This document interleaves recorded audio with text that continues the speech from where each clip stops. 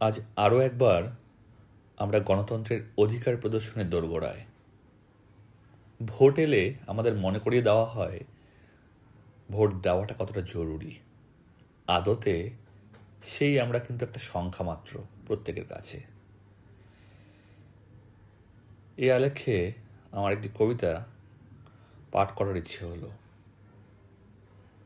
বুকে বারুদ নিয়ে ঘুরতে ঘুরতে ক্লান্ত পরিশ্রান্ত বাক্সটি যখন একটি কোমল হাত পেয়ে একান্ত আবেশে ঘুমোতে চায় খানিক, ঠিক তক্ষুনি দপ করে জ্বলে ওঠে আগুন। কাঠির মাথা থেকে পা অবধি পুড়ে ছাড়খাড় হয়ে গেলেও গরম হলকা দিয়ে প্রতিবাদ করে যায় শেষ অবধি।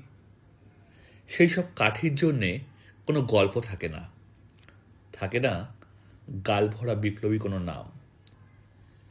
কিছু কাঠি কোনোদিন বেদ হয়ে উঠতে পারে না, সানাতে পারে না শোষকের চোখে চোখ চেয়ে। ভঙ্গুরতার ভয় তাকে আষ্টে পৃষ্ঠে জড়িয়ে রাখে, দুর্বলতা নিত্যসঙ্গী করে প্রতিকূলতাকে। ক্ষণিকের স্বার্থলোভী বন্দকি যার মেরুদণ্ড রাগ নয়, করুণা হয় তাদের প্রতি। তাই দৃপ্ত কণ্ঠে তাদের দ্রুত আরোগ্যের কামনায়। জানি এসবের পরেও হুঁশ হবে না অনেকেরই, হয়তো তারা বন্দি থাকবে না জ্বলা ভেজা বাক্সে।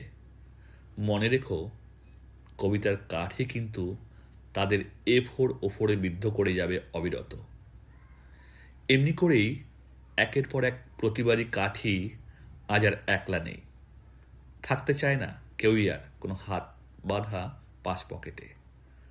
আগুনের হলকা হয়ে আগামীরা তাই সবুজের হাতে হাত ধরে আরও একটিবার সুষ্ঠু সকালের প্রতীক্ষায়। কবিতার নাম কাঠি, এবং এই কবিতার কাঠি প্রত্যেকের মনে জ্বলে উঠুক এই আশা রাখি। ধন্যবাদ। সকলে নিজের ভোটাধিকার প্রয়োগ করুন এবং এটা আশা রাখুন যে আগামীতে আপনার অধিকার আপনাকে ছিনিয়ে আনতে হবে, এবং ছিনিয়ে আনতে হলে আপনাকে ভোটাধিকার প্রয়োগের সাথে প্রত্যেকের একটা অঙ্গীকারবদ্ধ হতে হবে যে আপনারা কি চান এবং কি করতে পারেন। ধন্যবাদ।